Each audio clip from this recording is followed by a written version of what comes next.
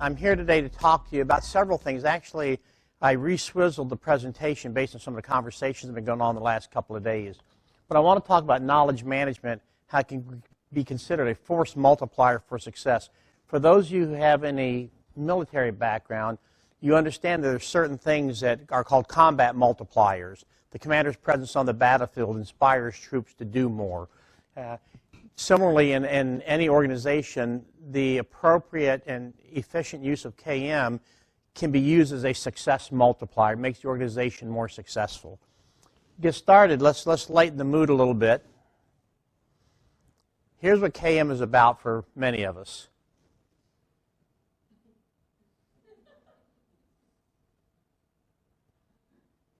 So at the end of this week, you'll be able to say those words in that last panel, and your pointy-haired boss is going to go, wow, she's smart. The first thing I want to talk about is I need you all to start thinking about KM as a business process. And like any business process, it must be firmly aligned to your organization's strategy document. If you haven't read your organization strategy document, as soon as you get back home, get a copy and read it. And find out what your organization is actually supposed to be doing. And then start thinking about your KM work and how you can leverage the assets you have to support the organizational strategy. In order to achieve those imperatives, the organization, the employees of the organization, have to be able to learn quickly and effectively. We talked earlier about compressing the learning curve, making the learning curve steeper. Why do we want to do that? Why do we want to depress the learning curve? Use KM as a force multiplier and push the learning curve back this way. Why do we want to do that? Say that again. To increase productivity. What else? Drive speed to competency. We want to make our employees better, smarter, faster. And by doing that, what else can we achieve? Think in terms of your financials. You achieve cost savings. There's been a lot of discussion about metrics and how difficult it is to come up with metrics around knowledge management. What if I told you that going into an organization, we can look at somebody whose sole function is data entry? And let's say the standard is they have to do 100 data entry items every day. Well, what if through the application of knowledge management, we could increase that to 150 data items per day? That's a 50% increase, which means you're getting more productivity out of the employee, and I can measure your salaries. I can find out how much we're getting for every hour you spend. So there are some fairly simple evidence-based measurements you can come up with to find out, is a KM intervention working? The short answer is, across the board, in almost every case, yes. And here it talks about applying that learning to improve programmatic impact, cost savings, efficiency. Programmatic impact. When we talk about programmatic activities within the knowledge management sphere, we're talking about primarily operational kinds of issues. In Peace Corps, in World Vision, you have things like WASH, sanitation issues, children's health, children's education, activities that your employees are doing, and that also applies to the federal government, other public sector activities. You have certain operational things you do, and you can measure those and impact those with KM. Dramatically reduce time to impact. We talk about making employees smarter, better, faster, reducing time to competency. What if I told you I could take a new hire, and instead of that entire onboarding orientation, time to productivity taking 8 months maybe, 9 months, we could reduce it to 60 days. For those of you who are in a billable environment, consulting firms, legal firms, what if I could make your employees' bill rates increase faster so the organization is getting more money in sooner? That's a huge KM impact. Robust, achievable, and laser-focused knowledge management policies and procedures must be in place to accomplish those results. You have to have these procedures in place. Now, you're learning in this class here how broad and deep KM is. I will tell you right now, anecdotally, but there's plenty of evidence to back it up, if you try to boil the ocean, you're going to fail. You have to be aware that there's an ocean. You have to be able to identify it, but then you have to be very selective. And that's where your quick wins start coming into place. When I go into an organization and I talk to them about setting up a KM program, we start outlining everything from soup to nuts, everything they need to do. But they can't do it all at once. But there are small, achievable goals that we can get to within a 90-day window and start proving that the KM effort is paying off. So it might be something it might be something with an awareness campaign. It might be something with training. It might be rolling out a little KM initiative here. It may be bits and pieces out of a larger KM strategy, but you're making forward progress.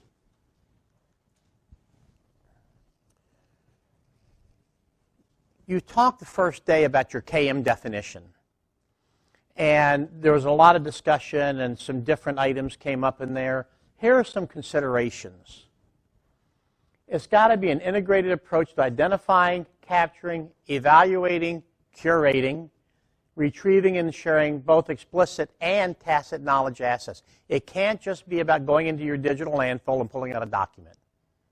It's got to be able to connect people's needs with the tacit knowledge of our subject matter experts.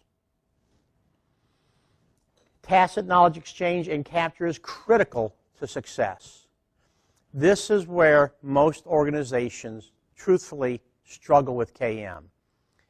It doesn't take a whole lot to build up a knowledge repository, your digital library, your digital landfill. It's much harder to connect people with each other and share that knowledge and know-how. Global organizations in particular struggle with this. When I was in Peace Corps, there was a big in fact, World Vision College, probably there was a huge earthquake in Nepal. And they had all kinds of infrastructure issues, water, sanitation, food, just the basic survival things. And the employees there, the Peace Corps reps, were struggling figuring out how to solve these problems, not realizing that there were Peace Corps people, USAID people, World Vision people who've experienced similar things, maybe not in Nepal, but they knew how to fix things, they knew how to solve problems relative to the earthquake. And so our challenge as knowledge managers is link all those assets together and share the tacit knowledge that may be somewhere in a knowledge repository, but you don't have time to go vet all that and winnow it down to the pieces you need. Far easier to get people together and talk and work those problems out. The black box. Are you all familiar with black box theory? Theory of how electricity works. You have inputs, power sources, gas, oil, wind, whatever. Then you have a black box. And that's where the magic happens. It converts all that into electricity. And the arrow that goes out is you turn your light switch on and the lights come on. We are vitally concerned identifying all those inputs. We need to know what's going on inside the magic box. We also want to see the outputs. But does our job as KM managers stop there? I see some heads, yes, no. Okay, what else what should be a priority concern for you as a knowledge manager? This is my overarching concern as a knowledge manager. This is the thing that keeps me up at night. When that output, when I turn that switch on, why do I care? What's the so what for me? Okay, the lights came on, the lights didn't come on, so what? Think about the productivity of your employees and their output, what they do with all of this knowledge they've now got. What's the so what question for you? What else? Yes. For me, the question is, okay, they've done all this stuff. They've taken all this knowledge we've given them. They've combined that with their expertise. They've generated new tacit knowledge. So what? What is that for? What's the payback for me? What's in it for the organization? And the challenge for me is that arrow out, at the tip of that arrow, how do I capture that? How do I bring that back into the organization? How do I learn from that? Now we're starting to touch on lessons learned, after action reports, and I'm going to ask a question, just a quick show of hands. How many of your organizations have some kind of lessons learned after action review process? How many of those actually work? And if you're not looking around, there's no hands in the air. Why? Because most organizations do their after action review, they have a lessons learned session, and then they put it on the bookcase, virtual or paper, and it never gets looked at again. And the next team that comes along that has the same or similar issue doesn't do their pre-work and pull that down and say, what can we learn from the stuff that's already been done so we don't reinvent it? So capturing the outcomes of a black box is critical because that informs me whether the rest of my systems are working. We talked about the just-in-case nature of training. You go to training, just in case this happens here, how you fix it. What's the first casualty of every plan? Or of every battle? The plan is the first casualty because the enemy never does what you want him to do. No matter what your job is, and I'm sure you've all done this, you've been in a position where you're told exactly what to do, and you go there, and suddenly you run out of time. You don't have the money. You don't have the right computer system. You don't have the right software. The people you're working with don't have the right skill sets or competencies. And so what do? You just abandon the mission? What do? You innovate. You work with what you've got. Well, my job, your job, is to capture that. Find out what actually happened in the field and bring that back in, and organizationally we learn from it, we grow from it, we get better because of it.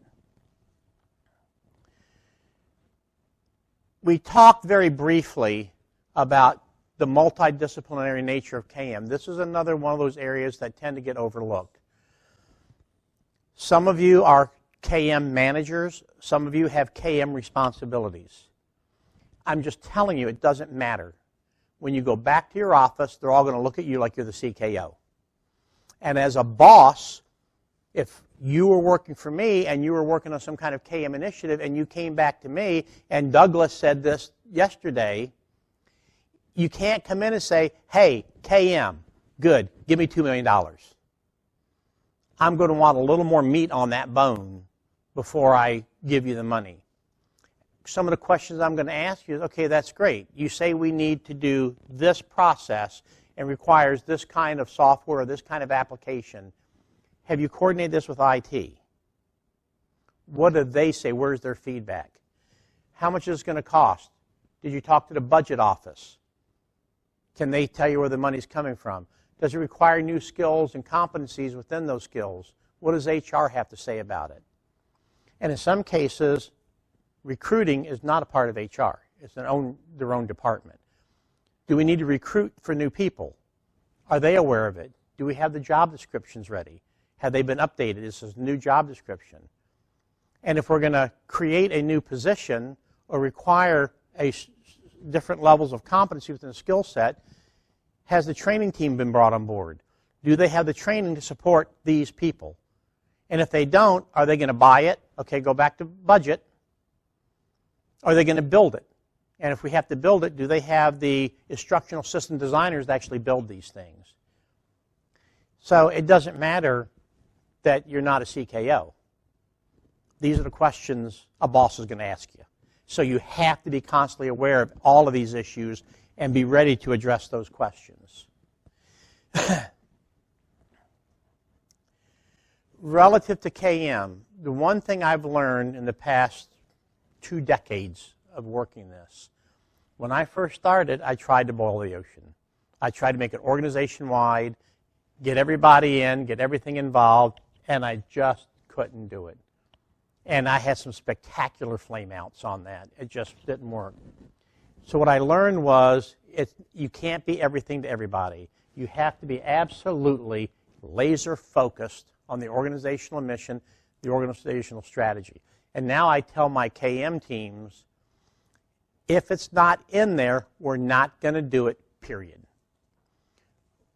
We'll note the requirements, we'll note the needs, but they're going to fall below the line if it doesn't support the mission and the strategy, because right now that's what we have to take to go and crush the competition. Everything else is just noise. In one of the organizations I went in, they were trying to decide whether or not they were going to really invest in KM or not. So we did a quick knowledge audit. Where are knowledge nodes? Who's got what? What's out there? And why aren't we doing better than we're doing right now? And these are some of the tipping points we came up with. In addition to the official intranet, there were 23 identified working sub-intranets within the organization. Every one of them had their own databases, knowledge hubs, and largely they weren't talking to each other. As a knowledge manager, that makes my job impossible to do, because if he's working off of one intranet and uploading his good documents in there, and he's doing everything he's supposed to be doing relative to KM, but it's not being shared with intranet number 21 sitting over here, how does this person know? And you realize in most of our organizations, be they global or just national, you have people doing the same thing in different locations. So they should be learning from each other, which will eventually lead to a little discussion about communities of practice. There were 143 identified communities of practice for roughly 76,000 people. Now, I'm not near clever enough to figure out how to manage 143 communities of practice. And all the information that's being shared there, all the knowledge being shared there. And many of those COPs, once we looked at them, found out there was little to no activity. We talked about metrics, and we talked about indicators. If I look at a COP and there's nothing going on, that's an indicator to me we really don't need the COP. It can probably go away. Some of the COPs were very active. Few were actually producing anything that benefited the organization. Very few were actually ensuring that the members of that community were learning and growing. They were just kind of, if you will, mini repositories for stuff that people went and found, but it came under a common heading. We had a discussion about what's organized by department. Yeah, okay. But that wasn't good enough. No standardized taxonomy. One of the things that will drive you to distraction is in your own organization when you find out, when you search a particular word or term, it has different meanings within your own organization. That is a kind of activity that I can't say I because I don't do that work, my librarian has to take on. And I have my librarian sort that out and get the proponents, the people who are using those terms, get them in a room and they hash it out. And she just locks the door, throws in some raw meat once in a while until they figure out who's going to own it and what that one term is going to mean. And if everybody else has to change, they change. But remember, that's a bit of a massive effort because now the other people have to change all their documents and flow charts and banners and posters and everything else. This can be, actually it is, a critical issue. We were talking yesterday, someone was talking yesterday about governance. In my experiences, IT owns the hardware, the steel behind the curtain. In many cases, they are also the business owner of the intranet, meaning they decide how it's going to function. My experience tells me that unless the KM team is fully embedded in IT, it doesn't work. You need to have somebody who's in tune with the business, the operations side of what's going on there, and then be the liaison between the business, the businesses, the operational side, and the IT side to make sure that the intranet is responsive to the needs of the employees in the organizational base. And very often there's no integration, again, back to the multidisciplinary side of KM. There's very little integration of KM with the learning team, professional development, hiring, etc. We've talked about communities of practice off and on the last couple of days. So here's my take on COPs. Somebody talked to me a little while ago about some of the luminaries. I will tell you right now, Etienne Wenger, the godfather of communities of practice, he and his business associate at the time developed that term, communities of practice. I consider him a close personal friend, and he and I love to disagree with each other. We argue about this all the time. Many folks will tell you that COPs need to be ground up, and the organization's sole function is to basically get out of their way but provide support for them. I have a different perspective. I have a business background, INGO background, I have a public background. My standpoint on COPs, they must support the business, period. It's not there to scratch everybody's itch. We have limited resources, limited time, so the COPs are going to be business-focused, period. They've got to be aligned with and support the organization's strategy, intentionally cultivated, meaning we are going to decide if they exist or not. My colleagues in World Vision, we went through this process with them. And there was a gnashing of teeth like there is in any organization when we say you have to justify your community of practice to the KM team. We have to understand why this exists. Are all those other things, professional development, cost savings, efficiencies, all those things going to happen? If not, we're not going to support it. Create dynamic relationships, help members learn and change their behaviors. You do understand, I hope, that KM ultimate goal is to create a learning organization where the organization is constantly learning, constantly evolving, constantly innovating. By extension, the employees, the members of that organization, are constantly learning, constantly evolving, constantly innovating. But the bottom line is to change the behavior of the learners. You're teaching them to do something new. You're teaching them something you want them to do that's different, or you want them to stop doing things. But it's all about behavior and changing behaviors and getting people more effective, efficient. COPs should be able to identify their own subject matter experts. There's been a lot of talk about SMEs, SMEs, subject matter experts in here. The COPs ought to be the place where they're identified. I mean, who knows better how to do something than the practitioners? And the practitioners ought to be having a go-to person or people that they know are the best at certain things. We talked about you've got to be fleet and adaptable. The organization is like the aircraft carrier analogy we've already used. It takes a lot of ocean to turn. As KM practitioners, we can't be that way. We have to be very nimble. We have to be able to change on a dime. And take this in context. When I have my boss or others come to me and say they need something, my mental response is, I don't care, fine. Whatever you want that you need to support the mission, I'm going to do. And I care passionately about KM, but if it's in this direction, great. If tomorrow they say, no, we're going this way, that's also great. I'm going to do whatever it takes to support the mission and make the organization and its employees successful. KM has to drive innovation and thought leadership. We talk a lot about it, but that's a lot of effort. And we have to be the centers of innovation and the centers of thought leadership. And there's a lot of work, and we can have discussions later about some techniques that drive that. And the COPs must assume responsibility for their own skill sets and competencies. Very often in organizations, you have non-practitioners making practitioner skill and competency decisions. And that could not be more wrong or more dangerous to an organization. I have no problem with a boss saying, not this, that. But the boss needs to say, not this, that, to this collective right here and then go away and you all figure it out. And then come back to the boss and say, for us to go from this to that, here's what we need. And then the boss gets to decide, okay, is it worth the investment or not?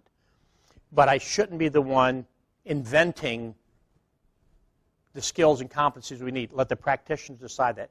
Give them the freedom. That is a transformational sea change for most organizations where you're actually letting the employees decide what they need.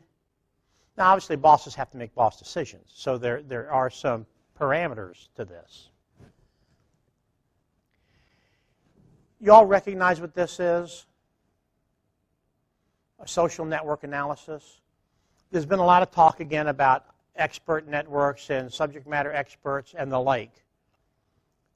This is perhaps one of the most powerful KM tools you can use for a host of reasons. If you look at this, you see all these individuals, and you see that they're connected 1, 2, 3, 4, 5, 6 major nodes. 6 major players there. How can you use this?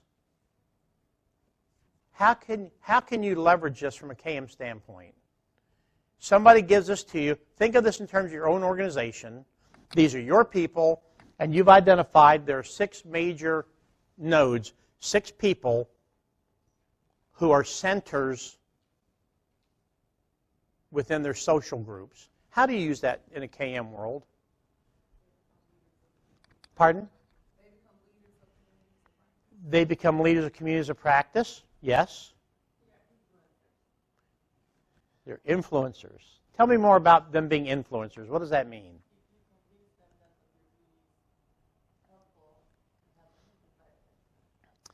The 2 major uses I make of social network analysis, and this actually came out of a 5-question survey. 5 questions is all. Questions very specific to this particular organization. A couple of the questions basically said, and I'm going to frame it loosely, when you have a question about your specific job, who do you go to for help? And identify, so there's actually a couple of iterations of this. And we got an answer. Then the next question was, when you want the detail on all the rumors and gossips that's going on in the company, who do you go to? And that node was the analysis was very different than this one. Still about 8 people, but different people. For that answer, who do you go to get the skinny on what's going on around here? Who thinks that those nodes were identified were actually in key positions on the org chart? Except for one, the CEO's executive admin. None of the rest. They were buried. So I identified potential influencers. Why is that important to me? Why would I want to know, from a KM perspective, who the influencers are in a 500-person organization? Pardon? They're the ones I want to recruit?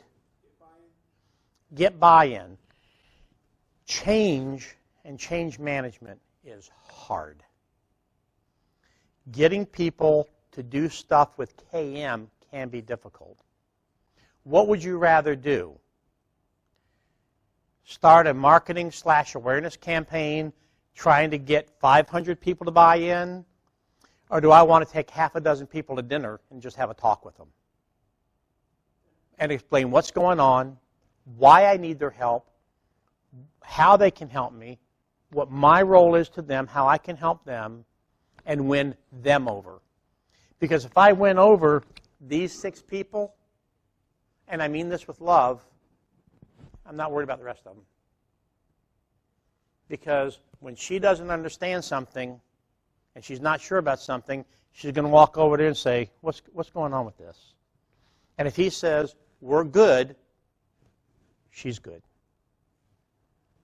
So we can talk offline about social network analysis, and there are a couple of tools that are free that you can use to do a very rudimentary social network analysis, but it's still an incredibly powerful tool.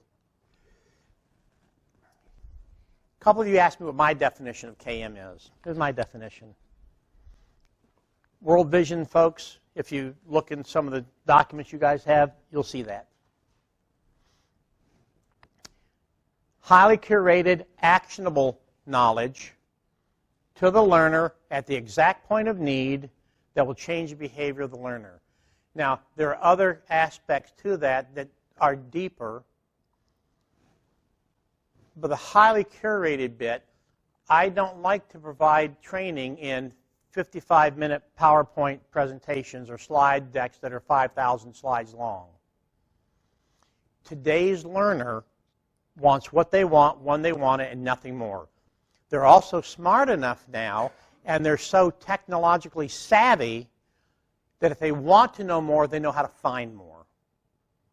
So my team, when we build training, we work with the training teams and have them actually repurpose their training and break it down into 3 to 5 minute vignettes. Sometimes video, sometimes audio files like podcasts, sometimes YouTube videos. You have people like me who still, I'm going to date myself, who like to get the pieces of paper off the mimeograph machine so I can sniff it and smell the alcohol in it. I like paper cuts. I like annotating pieces of paper. I struggle personally with online learning, but there are people, that's the environment they grew up in. So I make sure that we have multiple delivery methods for all of our training, but the absolute is, regardless of the method, it's broken down into terminal learning objectives, which means you might have 3 to 5 slides. Each slide says, here's what you're supposed to be able to do. Remember, it's about behavior change. At the conclusion of reading this slide, you will be able to. After you finish this module, you will know how to. You will be able to deliver. You will be able to say. 30-second elevator pitch. After reading this or listening to this module, you will be able to deliver a 30-second elevator pitch to your CEO, C-level executives, mid-level managers. We talk about how your 30-second elevator pitch is going to have to be different depending on your audience. The 30-second elevator pitch to your CEO pretty much is, KM is good. Thank you. Because they have people handle all that. But when I get down to mid-level managers, they want a little more detail because they want to know how much work is going to be involved, what's the cost going to be to them, those kind of things. So your pitch is different. Here's why it's important to you as a project management team. So highly curated, it has to be actionable. Remember the analogy we used about reading a book on open heart surgery? Doesn't make you a surgeon. It has to be actionable. People have to know how to do something with it. The learner at the exact point of need. Very often in today's fast-paced world, people don't have a lot of time for research. That's why the curation is so important. That's why my librarian is the absolute hub of my KM team.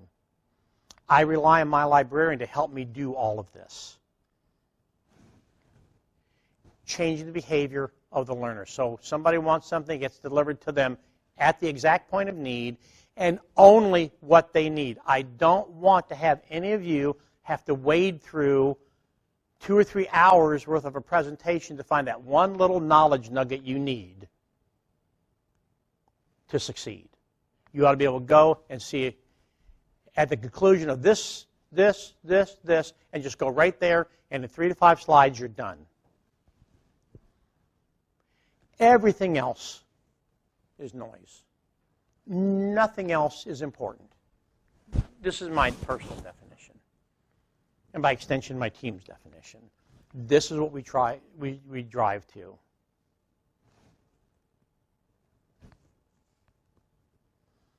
So, what questions? I know I covered a lot, but I tried to base it on some of the conversation I've been hearing the last couple of days here. just as a teaser to open up for some questions here. So,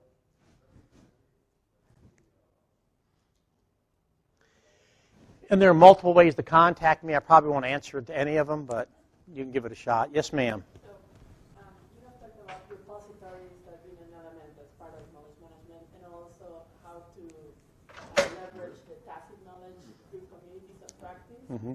So those two seem to be like the underpinnings or the Yes. of it. The biggest challenge truthfully, the biggest challenge we have as knowledge managers is figuring how we're going to capture the tacit knowledge of our workforce and make it explicit. Make it available for reuse. So a couple of ways I try to do that right off the bat is, are you all familiar with desk references, desk SOPs, standard operating procedures? Now, when I realize when I talk about this stuff, I'm not just necessarily talking about paper. It can be digital. For my teams, it's an absolute, and remember, I eat my own cooking. So the proof of concept exists within my KM team.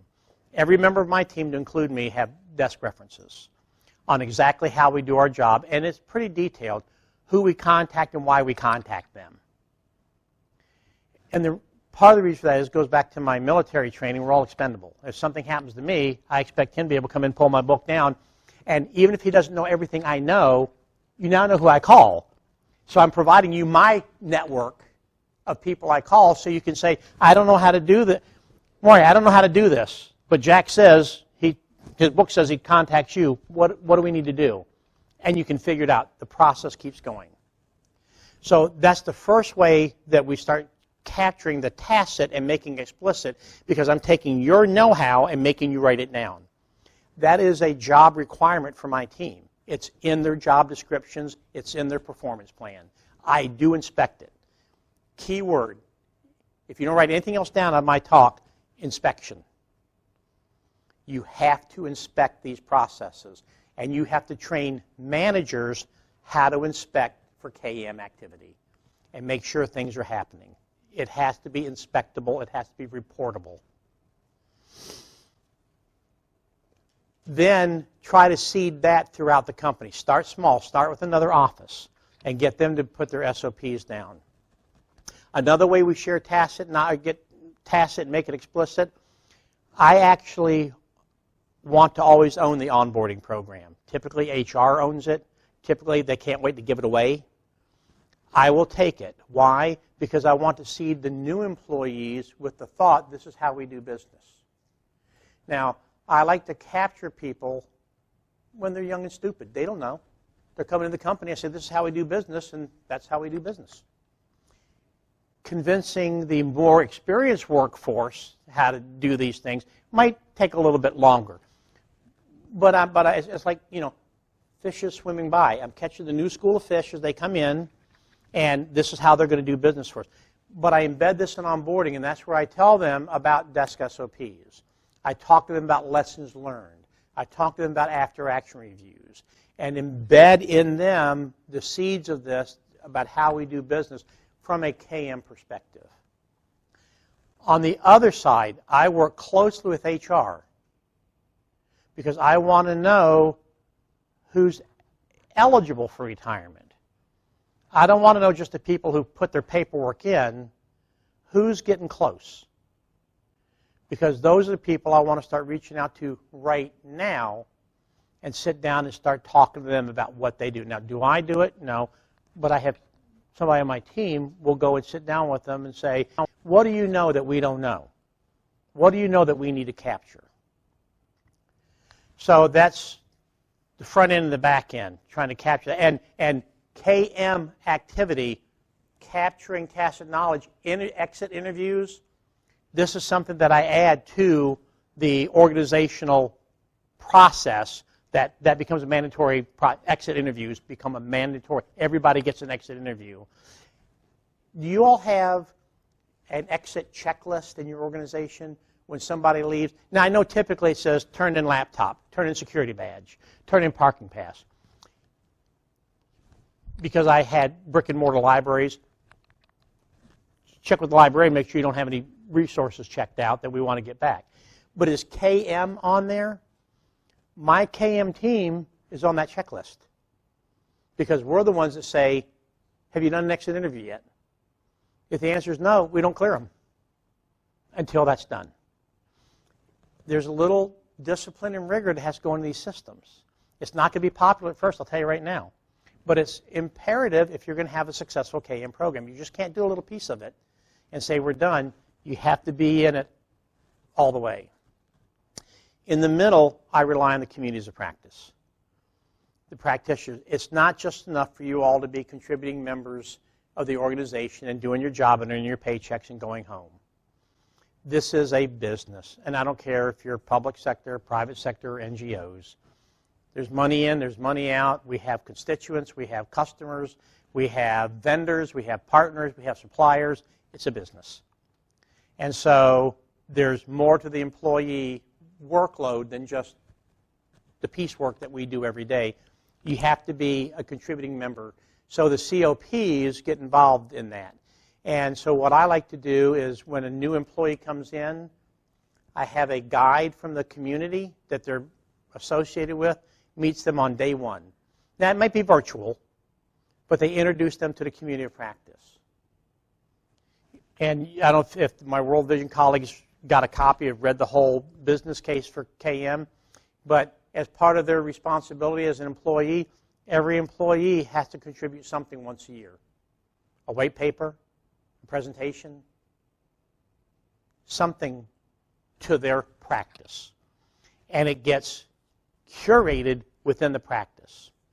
The other thing we do with the COPs relative to tacit knowledge, as events happen, they capture it, lessons learned after action reviews, and we're looking for promising practices and best practices. So one of the things you can do with SharePoint, I assume you all are familiar, you know you can have likes in SharePoint, like you go to Amazon, you see the thumbs up and the stars and stuff. You can do the same thing in SharePoint with documents.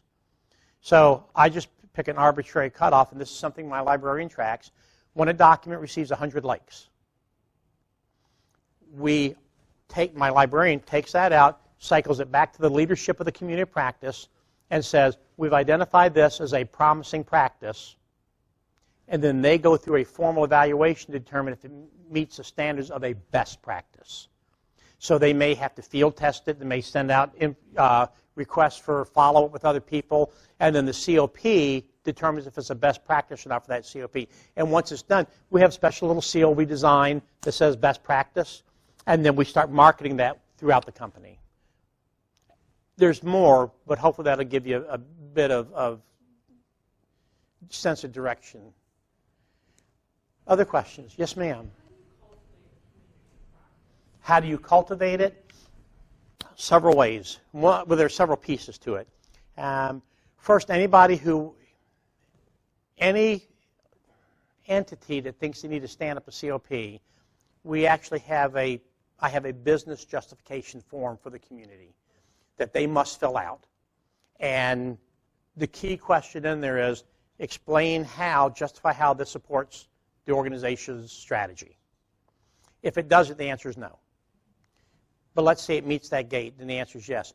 Then we'll do a network analysis and identify the experts to help the initial setup of the COP. It's easier if you have recognized subject matter experts that are also considered leaders, the subject matter expert leaders, and have them run it. Within a year, though, we expect the COP to have their own nomination process and elect their own leaders from within. I assign one of my people to every COP as a steward. And what they will do is they will whisper in the COP leadership's ear, you haven't had a meeting in a while, can I help you find a guest speaker? Have you thought about doing this? And encourage them along and make sure that activities happen. My librarian will work with each one of them and help them establish their own, remember we're talking SharePoint primarily, their team library, COP library, and help them put that little rigor and discipline in there. And we also use workflows so that when people upload, this helps me keep a handle on the digital landfill. By establishing workflows, he writes a document, and because we've established a workflow, when he goes to upload it, the first stop is her. and she reads through it, then the next stop is her. The next stop is him, and when it makes through all those gates, then it goes to whoever the librarian has designated as the official document upload person. Then that person uploads it and becomes active in the system, and it's searchable. So my team is very active behind the scenes, helping the COPs go on. And if we don't see activity, again, some indicators, if we see certain indicators that are or aren't happening, then we know we might need to get more involved, to include maybe recommending the COP stand down if it no longer has any value and it's not producing anything. We don't get rid of everything, we just archive it in case it needs to stand back up. We don't want to lose any of that information. So what I'm getting out of this too is that part of, if you want to like help promote influencers, as part of those individuals that are contributing towards documents or information that becomes valuable information, that based on the hits or based on how many people have utilized that document, because they're the source of that document, they become now an influencer? Did you all hear that? Somebody puts a document out there, it becomes an emerging practice, and are they now considered an influencer? I consider them more of a subject matter expert than possibly an influencer. Thank you for the question, because it's a key distinction. I may go to her as an expert in library systems. She may not be an influencer in the company. This guy over here is the one who has his ear to the ground and knows everything about what's going on in the company. So I might go to him for, what do you think about the changes? I heard there's going to be some layoffs. What do you know about that kind of stuff? So two different people may be involved in that. One of the things, but you alluded to something there. How else can we get buy-in? We talked, I heard a discussion yesterday, the day before, about knowledge hoarders. People who have their own thing and they keep it in. How do you break that loose? What's one way to break that loose? Well, you elevate their status. So one of the things that I like to do is post them, get a picture, a little bio, and their success story, and put it on the intranet. And because I'm the business owner of the intranet, I own the real estate, it goes on the main landing page, on the splash page. Another thing we do is we used to have what we call drive time videos. And nowadays, but everybody has a cell phone. Ask them, mount their cell phone as they're driving, be safe. But as you're doing your commute, 2.5 hours for me, mount it and talk about a contemporary issue. What's keeping me up at night? And then my team edits it down. You can buy editing software for nothing these days. Edit it down and put a little 3-minute video about a contemporary issue. Interview these experts. Interview these people who have tacit knowledge that may have been difficult to access in the past, and have them talk about it. And once they become a little more known, it becomes easier to get that information out of them, because now there's value. They see they have some stats. They're now being recognized as an expert in their field.